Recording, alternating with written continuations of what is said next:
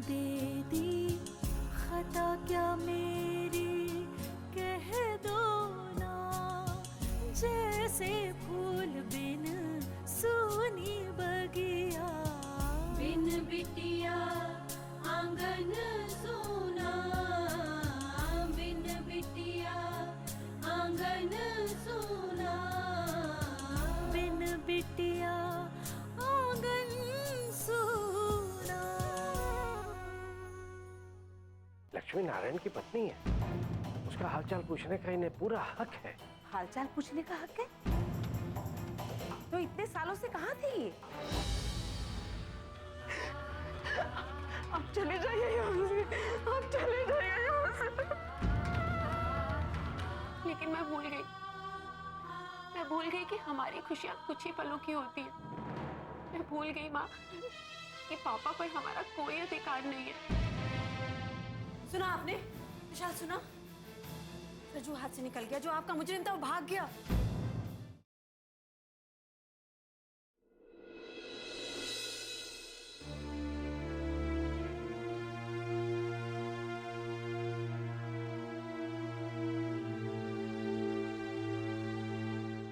मेहमान जिसने मेरी बेटी का घर उजाड़ दिया, अपने पिता के खिलाफ आवाज नहीं उठाई, उसे अपने घर का मेहमान कैसे मान सकते हैं ठाकुर साहब? अरे जब इन दोनों में कोई रिश्ता ही नहीं है तो किस नाते लक्ष्मी से मिलने चले आइए? और मैं तो पूछती हूँ, जो रिश्ते मर चुके हैं उसे दोबारा जिंदा करने की कोशिश क्यों कर रही है? जब आप जानते हैं कि मेरा और आपका कोई रिश्ता नहीं है तो क्यों बार बार चले आते हैं यहाँ? आपका जी नहीं भरता ये ताने सुन सुनकर? आप में स्वाभिमान है कि नहीं? आप यहाँ से चले जाइए आप यहाँ से। मुझ पर एक एहसान कीजिए।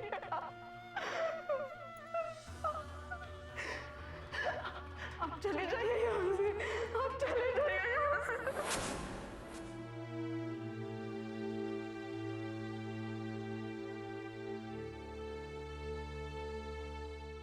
सुनिए जी, खाना खा लीजिए। क्या हुआ, कुछ बात हुई क्या? मैं आज लक्ष्मी से मिलने हॉस्पिटल गया था। पता चला वो घर जा चुकी है। फिर अपराजिता के जिद करने पर मैं उसके घर चला गया, लेकिन वहां लक्ष्मी की मां ने मुझे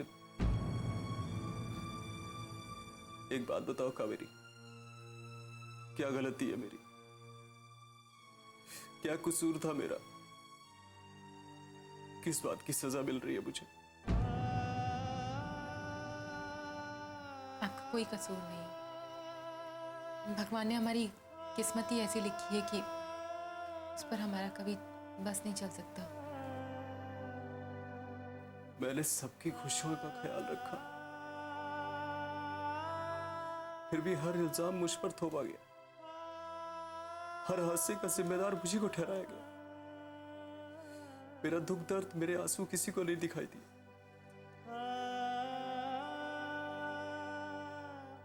उन्होंने जो कुछ भी किया वो उनकी नादानी है।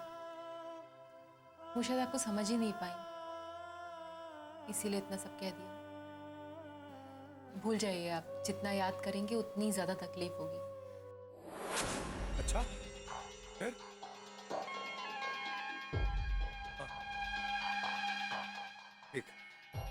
ठीक है।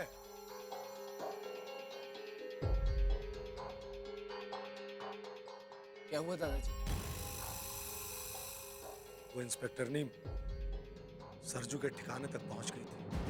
क्या? ठिकाने तक पहुंची, लेकिन सही समय पर वो वहां से भाग निकला। मैंने कहा था ना दादाजी, वो अपनी पूरी ताकत लगा देगी उसे ढूंढने में। और देखिए, उसने सरजू का पता लगा ही लिया। तुम इतना परेशान क्यों हो रहे हो अभिमान? उसने उसे पकड़ा नहीं, सिर्फ वो उसके ठिकाने का पता लगा पाई, बस। पकड़ भी लेगी अगर हमने कुछ नहीं किया तो। ऐसा कुछ नहीं होगा, तुम बिना बात परेशान हो रहे हो। दादाजी, अगर ऐसा हुआ ना तो हमारी सारी मेहनत पर पानी फिर जाएगा। फिर हम ये सोचते रह जाएंगे कि काश उस वक्त हमने कुछ कर लिया होता, और वो बड़ी आसानी से केस जीत जाएगी और अपने पापा को छुड़ा कर ले जाएगी। अभिमान, हमें ऐसा लगता है तुम अनुष्का से घबराते हो। तुम हमारे पोते हो, शेर हो, इस तरह क्यों डर रहे हो? मैं डर नहीं रहा हूं दादाजी, मैं बस आपको अपने मन की बात बता रहा हूं। बल्कि मैं तो कहता हूं कि ऐसी नौबत आए उससे पहले आप सरजू को कहीं दूर भेज दीजिए। उसकी जरूरत नहीं पड़ेगी, वो एक सुरक्षित ठिकाने पर है। लेकिन दादाजी। बस अभिमान, बेकार में परेशान होना बंद करो। ये जो कुछ भी हो रहा है उसे चुपचाप बैठकर तमाशे की तरह देखो। बस।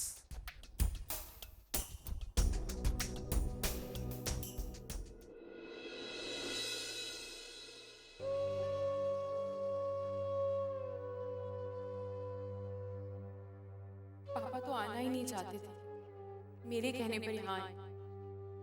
और नानी ने कितना कुछ सुना दिया और पापा चुपचाप सुनते रहे, सिर्फ मेरे और माँ के लिए। माँ ने भी नानी को कुछ नहीं कहा। पापा कितने दुखी थे, वो माँ से मिलने आए थे और माँ ने उन्हें जाने के लिए कह दिया। ये सब मेरी वजह से हुआ है। मैं जिद नहीं करती तो पापा यहाँ नहीं आते, और ना ही नानी माँ उन्हें इतनी बातें सुनाती। मुझे उनसे माफी मांगनी चाहिए। हाँ, मुझे उनसे माफी मांगनी चाहिए।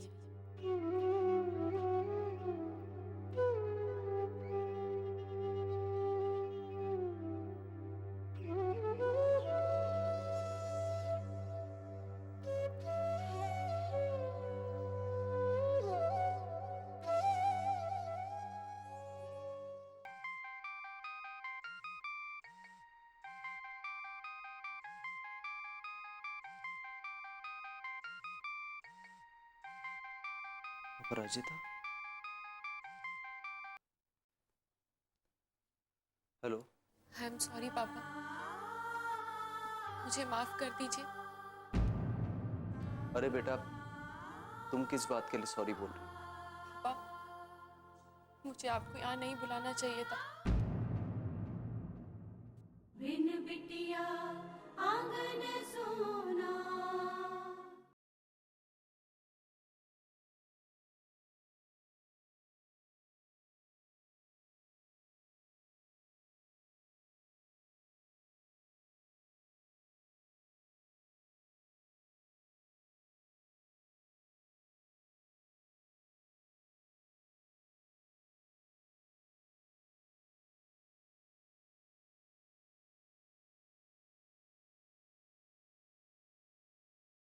बिन बिटिया आंगन सोना। अपराजिता, हेलो। आई एम सॉरी पापा, मुझे माफ कर दीजिए। अरे बेटा, तुम किस बात के लिए सॉरी बोल रही हो? पापा, मुझे आपको यहाँ नहीं बुलाना चाहिए था। मुझसे आज बहुत बड़ी गलती हुई है। मैंने कभी नहीं सोचा था कि माँ की ऐसी हालत में भी नानी आपसे ऐसे बात करेगी। मुझे किसी बात का बुरा नहीं लगा, मैं उनके स्वभाव को जानता हूँ।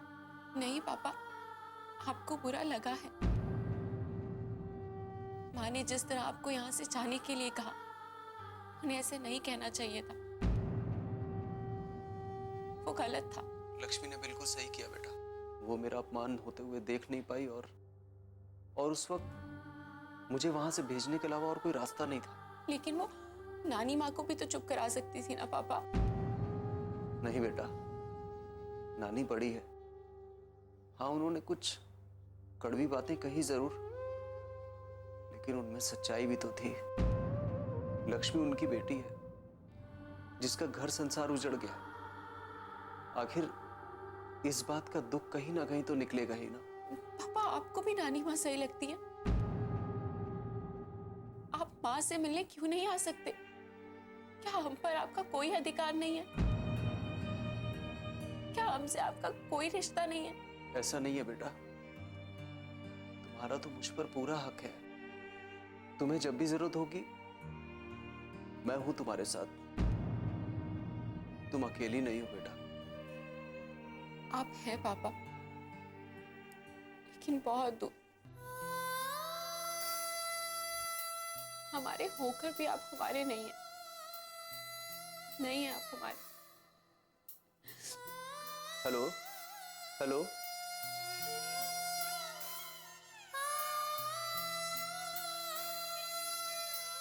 सही कहा बेटा तुमने। मैं तुम लोगों का होते हुए भी नहीं हो सका।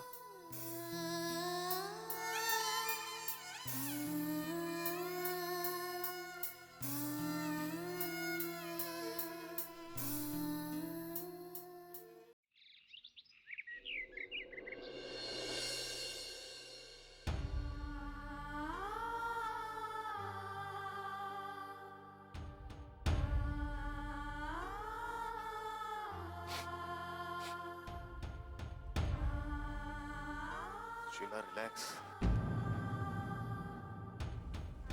कभी सोचा नहीं था जिंदगी में कोर्ट का मूवी देखना पड़ेगा। यही जीवन है। पता नहीं जीवन में जो हमने कभी सोचा नहीं होता वो सब हो जाता। इसी को जीवन कहते हैं।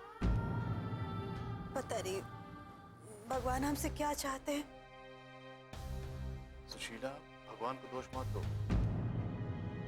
भगवान तो हमेशा सबका अच्छा ही चाहते हैं। वो हमारा भी अच्छा ही चाहेंगे और आज तक उन्होंने हमारे साथ सब कुछ अच्छा ही किया। आगे भी भगवान सब अच्छा ही करेंगे। तुम चिंता मत करो।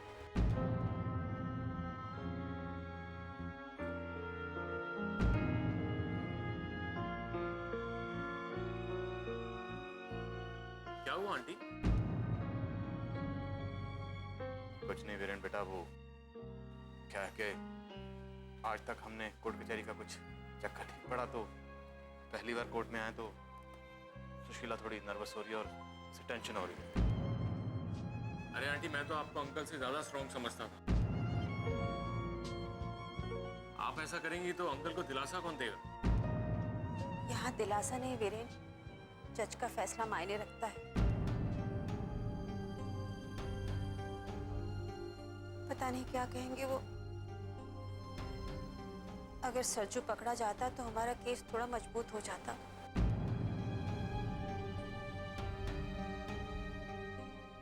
अगर वो भी भाग गया। सुशीला तुम फिक्र मत करो, सब ठीक हो जाएगा। अब कुछ ठीक नहीं होगा विशाल बाबू।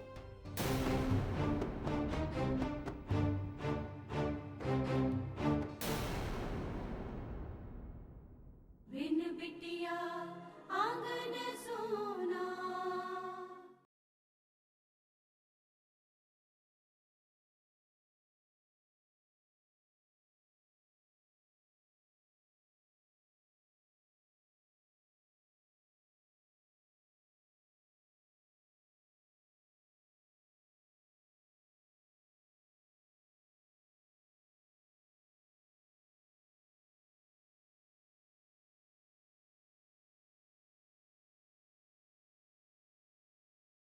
बिन बिटिया आंगन सोना। सुशीला तुम फिक्र मत करो, सब ठीक हो जाएगा। अब कुछ ठीक नहीं होगा विशाल बाबू।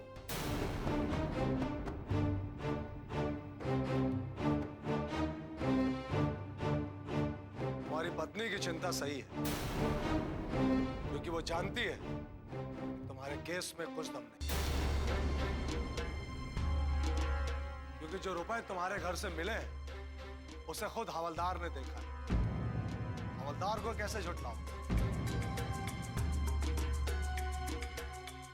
आपको हमारी चिंता करने की जरूरत नहीं है ठाकुर साहब।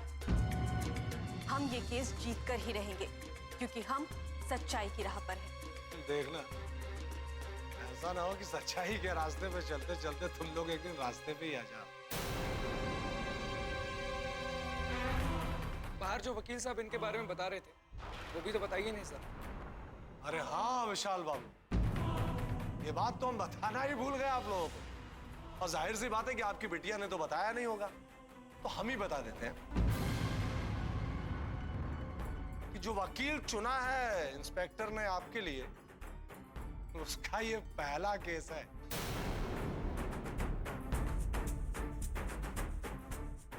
और ये केस हारना 100% तय। और हाँ, जब आपकी बेटी आपका केस लेकर यहाँ आई थी तो सभी ने उसका केस लड़ने से इनकार कर दिया था। आपकी बेटी सबके सामने गिड़गिड़ा रही थी, मिन्नतें कर रही थी, और अंत में उसे मिला कौन? ये जिसने ना आज तक कोई केस लड़ा है और ना ही जीता है। वीरेन जी ने भले ही कोई केस ना जीता हो ठाकुर साहब, लेकिन इन्होंने एक ऐसे इंसान के सामने बोलने की हिम्मत की है जो सिर्फ अपने अहंकार में डूबा हुआ है और लोगों को अपने पैर की जूती समझता है, जिसे बिना वजह लोगों को सताने में मजा आता है। और तो और परंपरा के नाम पर वो किसी की जान लेने से भी नहीं हिचकता। इतनी हिम्मत काफी है इनका ये केस जीतने के लिए। इस 2 कौड़ी के वकील के दम पे तुम इतना उछल रहे हो। लेकिन एक बात ध्यान में रखना, तुमने हमसे दुश्मनी ली है, ठाकुर मान सिंह से, जो तुम्हें मरते दम तक भारी पड़ेगी, याद रखना।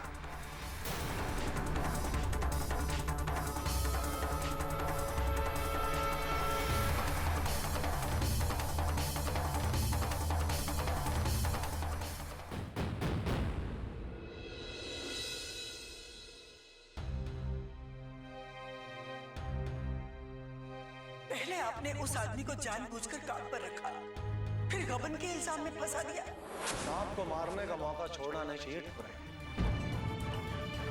अगर तुमने उसे छोड़ दिया वो पलटकर तुम्हें काट देगा। बहुत अकड़ती थी ना हमारे सामने, अब उसे पता चलेगा कि जो पंछी बहुत उड़ान भरते हैं ना, हम उनके पर काट लेते हैं। जब देखो वो लड़की हमें नीचा दिखाने की कोशिश कर रही थी, हमारे गांव में आके हमारा ही अपमान कर, उसी की भाषा में जवाब देके जमीन पे लापटता उसको।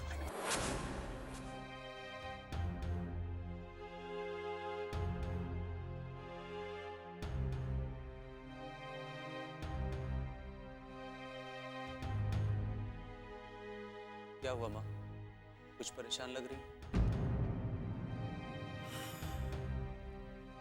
कुछ नहीं, विशाल बाबू की आज कचहरी में पेशी है, जिन्हें तुम्हारे बाबूजी ने हिसाब किताब देखने के लिए रखा था। ओ हाँ माँ, मैं तो भूल ही गया था। ठाकुर साहब भी वहीं गए, इंस्पेक्टर से बदला लेने के लिए उसके बाप पर चोरी का इल्जाम लगा दिया। माँ, मेरी समझ में ये नहीं आता कि उस लड़की से बाबूजी की दुश्मनी क्या है। जो भी ठाकुर साहब को सही बात कहता है, उनकी मनमानी सहन नहीं करता, अभिमान की बदतमीजियां, उसका घमंड बर्दाश्त नहीं करता, बस वही उनका दुश्मन हो जाता। अरे सबसे बड़े दुश्मन तो हम लोग हैं उनके, जो उन्हें हमेशा रोकते टोकते रहते हैं। उनका बस चले तो हमारे साथ भी वही सलूक करें जो दूसरों के साथ करते हैं। आप सही कह रही हैं माँ, हमें भी कौन सा छोड़ दिया, दुश्मनी ही तो निभा रहे हैं हमारे साथ। हाँ शायद। लेकिन माँ जी, बाबूजी ने उन्हें बुरी तरह फंसा दिया है। अब कैसे बेगुनाह साबित करेंगे वो लोग? बिन बिटिया आंगन सोना।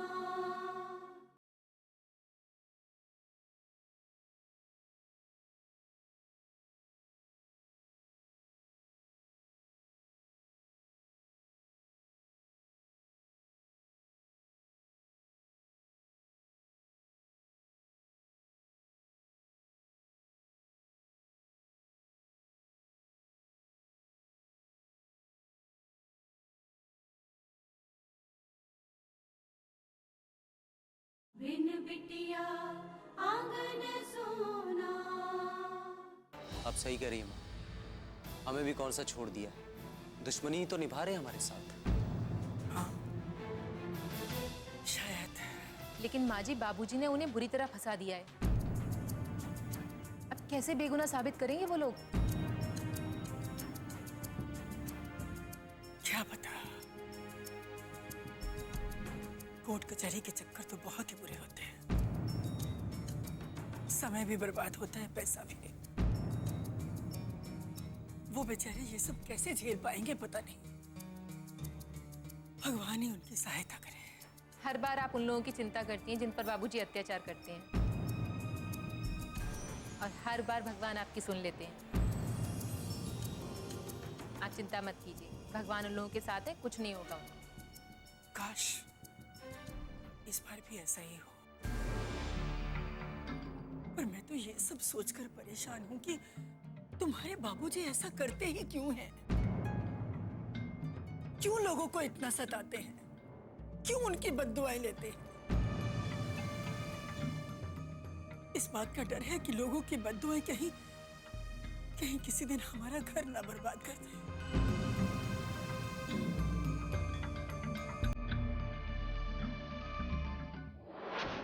मिलॉर्ड, मेरे मुवक्किल ठाकुर साहब ने इन पर तरस खाकर इनको नौकरी पर रखा, लेकिन इन्होंने तो उन्हीं के घर में चोरी कर डाली।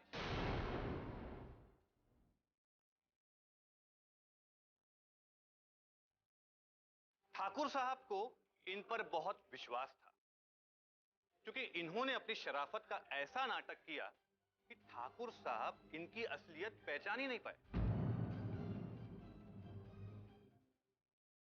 मिलॉर्ड, 2 जुलाई की शाम को ये ठाकुर साहब के यहां पर काम मांगने गए।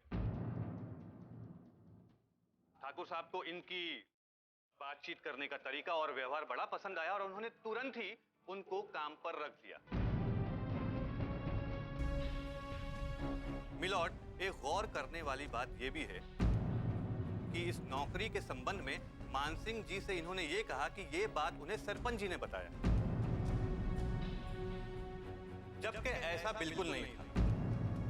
मानसिंह जी के यहाँ पे सरपंच जी ने कभी फोन ही नहीं किया था।